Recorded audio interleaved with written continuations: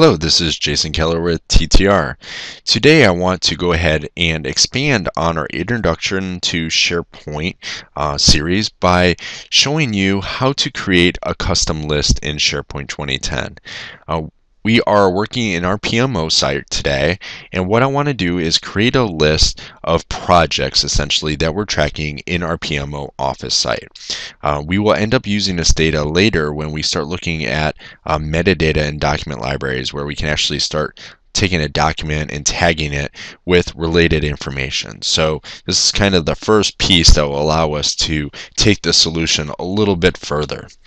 So to create a list in SharePoint, you go to Site Actions, and you can go to View All Site Content. And then up at the top, we have Create. So this will bring up a wizard. There are several different options here, as you can see. Everything here, or we can just click List. You'll see that I have Custom List here. So we'll just call this Projects. Click on More Options just to make sure everything's the way I want it. So, used to track PMO projects. Display in a quick launch, yes, and then we'll hit Create. Alright, so now we have our new list. Problem with our new list is it really doesn't have anything in here that's useful. It just has title. So what we'll do is we'll actually go to our list settings for this list and go under columns. So you see that we have basically 3 columns now: title, created by, and modified by. I'm going to select the title field here. This field comes by default with every list or library.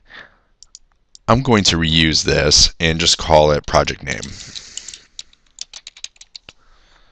And everything's good. We'll go ahead and hit OK. Alright, so now we have project name, created by, and modified by. The next thing I want to do is add a new column. And for this column, I want to assign a project manager to this project. So we'll go ahead and put the column name as project manager. After we go and put in our column name, we actually get to select what type of data this is. And we have several different options. We have like a single line of text, which is limited to 255 characters. We have a multiple lines of text, which is like your box of text that you might want to use.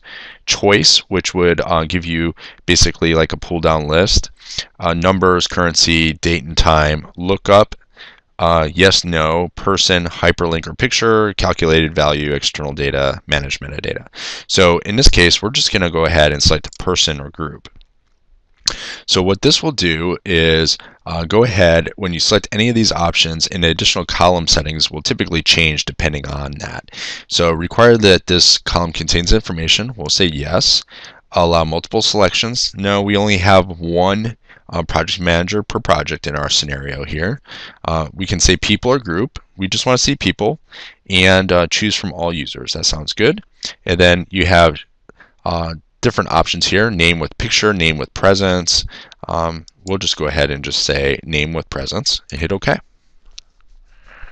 Alright, so now we are tracking the project name and the project manager. Next thing we'll do is go ahead and create another column, and we'll call it project budget.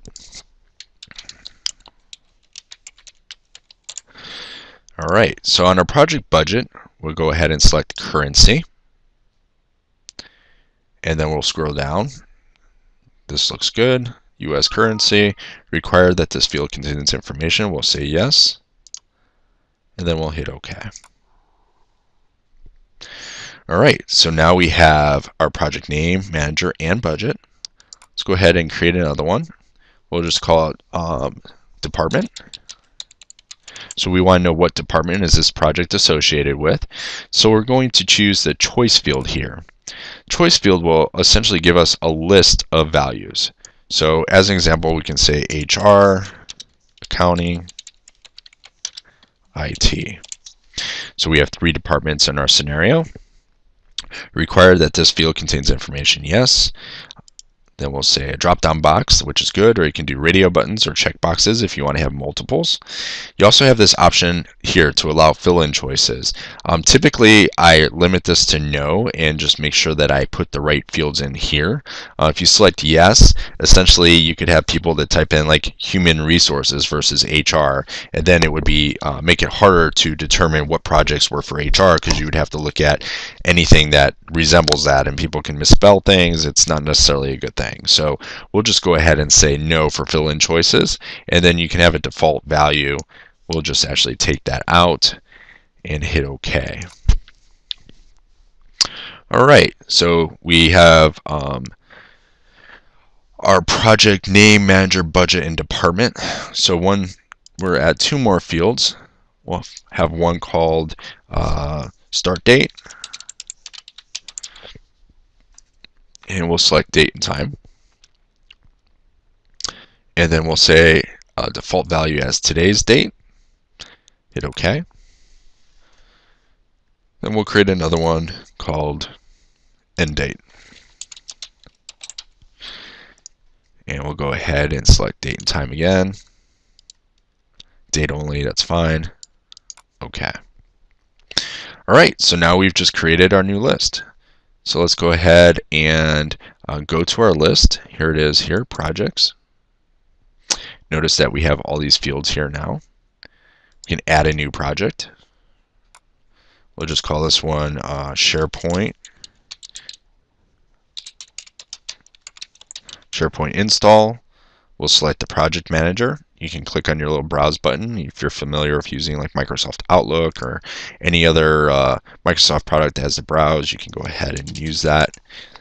We'll just go ahead and find me, Jason Keller. So I'm there. Project budget, we'll say it was $12,000. Department is IT. Start date's today. End date will be, we'll just make it the end of June. Hit save. So that's how you can create a new list in SharePoint. It's very easy, and it makes it really easy to go ahead and basically store information that you might otherwise have stored in Excel or Microsoft Access. Come back and see the next tutorial where I'll actually show you how to use this information in a document library. Thank you very much.